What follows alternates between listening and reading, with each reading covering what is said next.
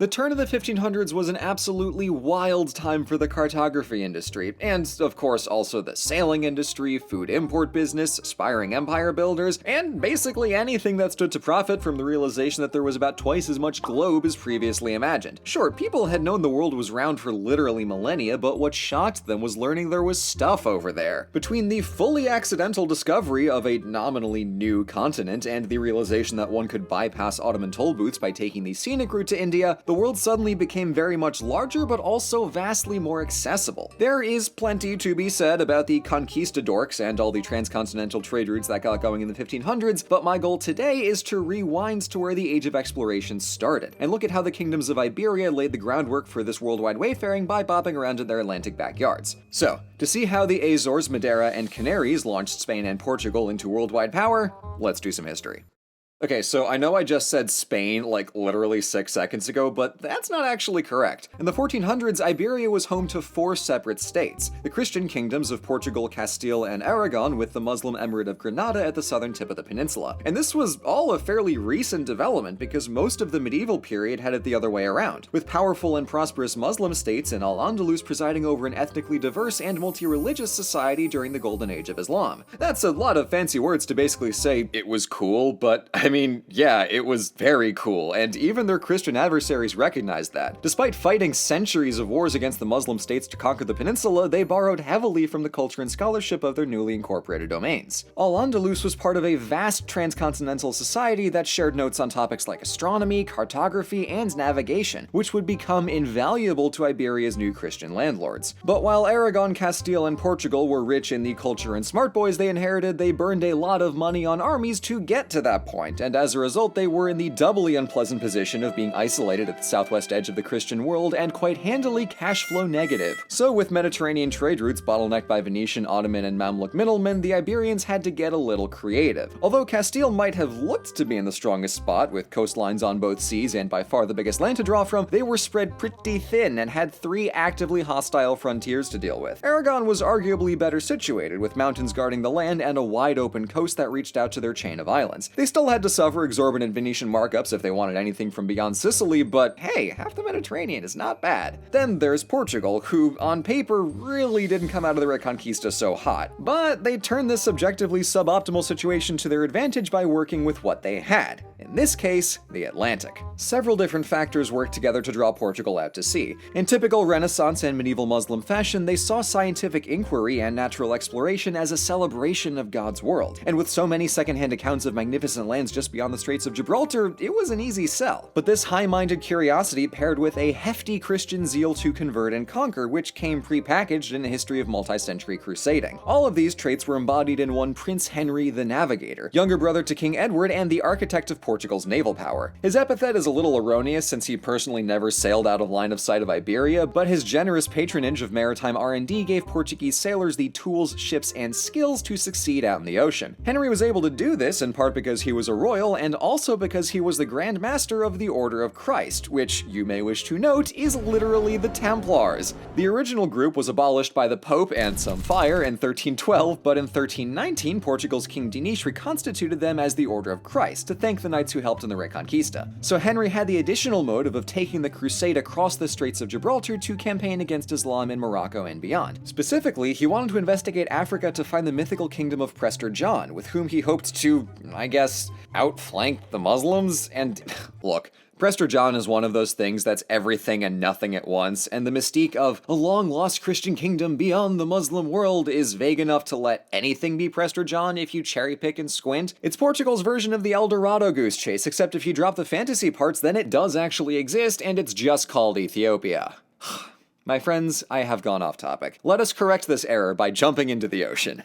So, Portugal's first foray was local, capturing the Moroccan port of Ceuta in 1415, but soon Portugal found the island of Madeira and discovered the Azores archipelago. Rediscovered is probably a better word, because medieval maps did feature island chains approximating the Azores, so there's the non-zero chance that Scandinavian and/or Andalusian and/or Genoese sailors had spotted them first. As far as Portugal was concerned, nobody lived there. It's free real estate. Early settlement began in the 20s and 30s, but colonization ramped up substantially in the middle of the century. More than being some own neat little spots of land to claim, Madeira and the Azores soon revealed their usefulness as way stations to the rest of the Atlantic and for growing cash crops once they had a large enough labor force. Portugal wasted absolutely zero time in writing the gut-punchingly grotesque playbook of colonization, importing slaves from the west coast of Africa to irrigate, farm, harvest, and refine sugarcane. It took a couple decades for Portugal to realize what exactly the islands could be used for, but once they did, oh boy. The crucial piece of this profit puzzle was definitely the slaves, because it's only after Portugal sailed down the African coast and bought slaves that they could suddenly staff all these colonies. Portugal's interest in exploring Africa started from their rivalry with Morocco and expanded into a desire to visit the lands of legendarily rich kings like Mansa Musa. And as they might have hoped, Portugal found itself very much the junior trading partner of the Mali Empire. At first, Portugal actually had a hard time getting Malian merchants to buy any of their junk, but even what little they could take back was worth a lot more in Europe, and soon Portuguese traders were able to do more substantive business and, of course, export more slaves. On the African side of things, Portugal pushed ever further southwards, taking Cape Verde in 1458 and reaching all the way down to Namibia by 1486. As they built a chain of coastal and island forts, they cut what on its own was an impossibly long continental journey down into a series of small, easy hops. Just 2 years later, in 1488, sailors rounded what they called the Cape of Storms and made it to East Africa, which opened up into the Indian Ocean. The king was so delighted that he renamed it to the Cape of Good Hope to make the prospect of more countless riches for crown and country look less like certain doom to the sailors who would actually be going there. Back on the Atlantic side of things, the island colonies were farming so aggressively they nearly destroyed their ecosystems, knocking the colonists back down to subsistence farming because the soil was nutritionally broke. Luckily, there were still invaluable way stations to the African coast and, after 1500, to Brazil. See, the sailors had figured out that it was easier to pass the Cape of